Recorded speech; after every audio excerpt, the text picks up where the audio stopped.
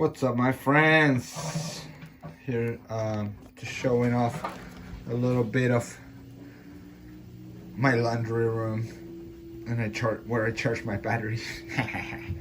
Anyway, I did a pine removal yesterday. Hi, I'm recording a video. Okay. I did a pine removal yesterday, and my ropes got covered in sap to the point that. Oh, so that makes sense because that's why it's in the washing machine. That's right. That makes sense. My ropes were not even moving through my system. So anyway, once they get really sappy or pitchy from all the pine pitch, sap, whatever you want to call it, it's a good idea to give them a wash. And how do you wash ropes without damaging them? So what I do is, first of all, I will soak them, and I will leave them soaking for maybe 4-6 hours. Never more than a day. Try to just get them to loosen up the pitch, and after I do that and I loosen up the pine sap, I'll throw them in the washer machine. I have a pretty cool washing machine here. Big shout outs to my in-laws who helped us buy it. They're dope. My in-laws are dope.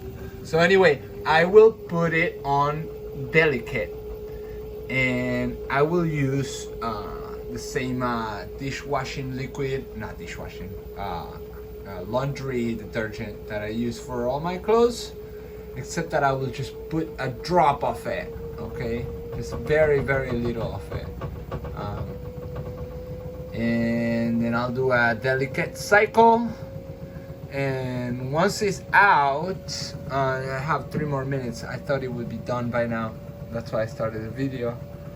But anyway, once it's done rinsing and spinning and getting all the water out, I will take them outside and hang them on my deck and air dry them. So I don't like introducing heat from the dryer, so I will go ahead and put them outside.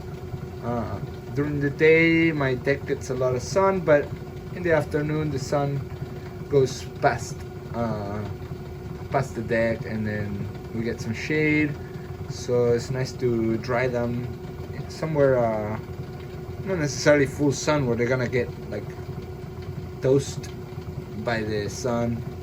You want to take care of your ropes, and they're a very important tool in the arboriculture business. Especially if you're a tree climber, you want to have your ropes taken care of, because your life depends on them, right? You don't want to be putting your safety at risk because your ropes are damaged. So yes, ropes are expensive. They're quite expensive.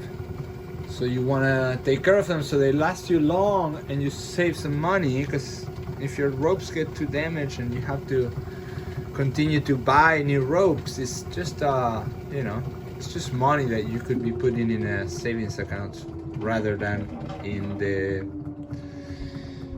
the manufacturer's pocket. So anyway, I think we are done.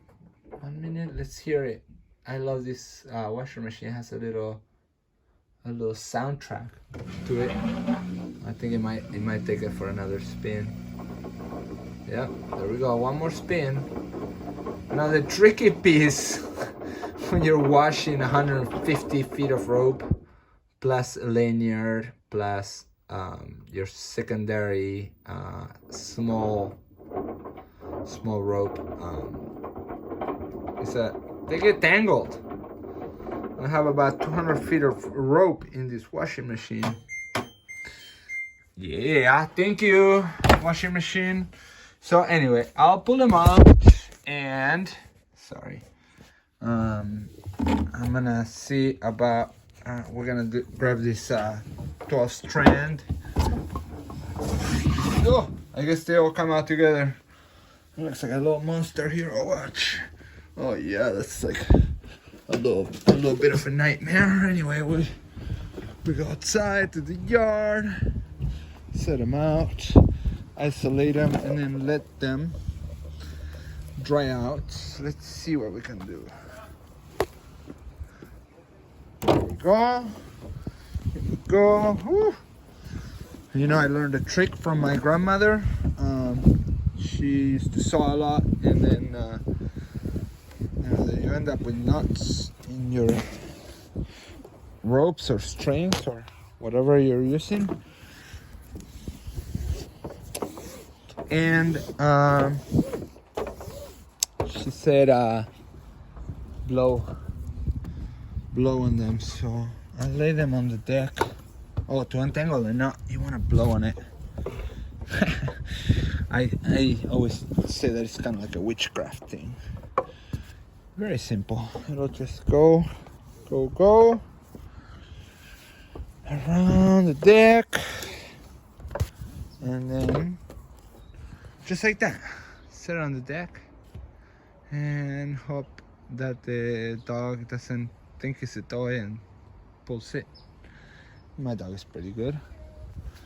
All right, now I have to untangle these guys and lay it out to dry. And that's it. That's very simple. Just a tiny drop of dishwasher. Go with the dishwasher.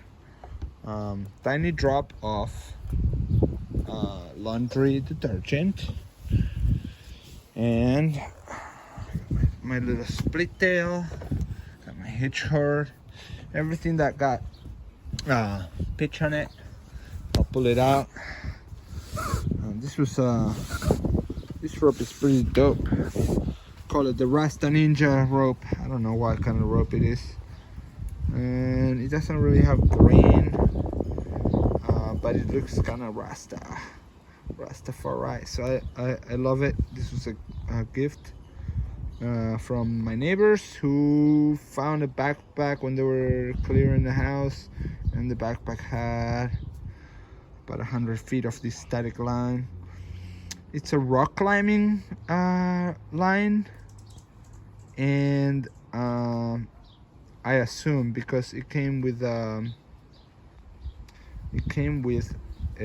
rock climbing harnesses in that little backpack, but they're very old rock climbing harnesses. They look extremely uncomfortable. Anyway, I love this rope, and since it's not full on, ooh, look at that puff. Ooh. Anyway, maybe I need to reshorten it. Oh, look, it seems like it's burnt. You know what happens sometimes is that you're cutting with a big saw and it gets hot, and you're doing a big tree and you get tired, and then all of a sudden you set the muffler of your saw on your rope, or vice versa. The rope kind of like lays on the muffler, and then it just gets very hot, and then it just melts your rope. So let's just talk about rope inspections while we're at it. Always thoroughly inspect your rope, and go ahead and cut that piece off. If it's in the midline of a really long rope, you might just want to cut the bad portion out, and then have two shorter ropes.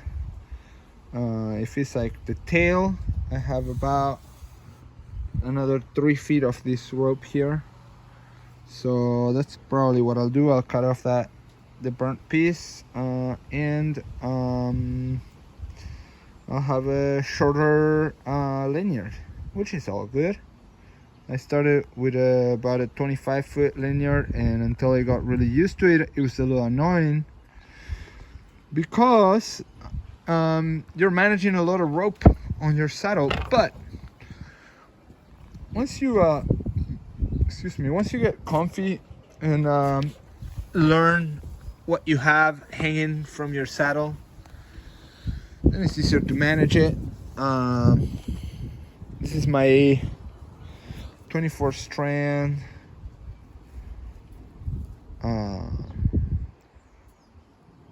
it's I think it's a Samson Vortex. I think that's the name of the rope. I call it the pink elephant. It's very heavy and it's pink, so that's why I call it the pink elephant. And anyway, it's been my trusted line. It's very nice rope, has a good feel to the grip. It has some good flexibility, and what else? It's just my long rope. It's my daily using rope. So again, my little split tail. I don't usually use the split tail anymore, but it's always good to have it. I have a little short piece of rope, 12 strand. I think this one is called safety blue. Anyway, half-inch. My little split tail. My little skinny Rasta Ninja, and the pink elephant. These are my most used ropes, and I'm gonna untangle that, but I can't do that holding this camera. So anyway, take care of your equipment, and if that means that you have to bring the equipment home to wash it and take the time to do that, do it, because it's so worth it.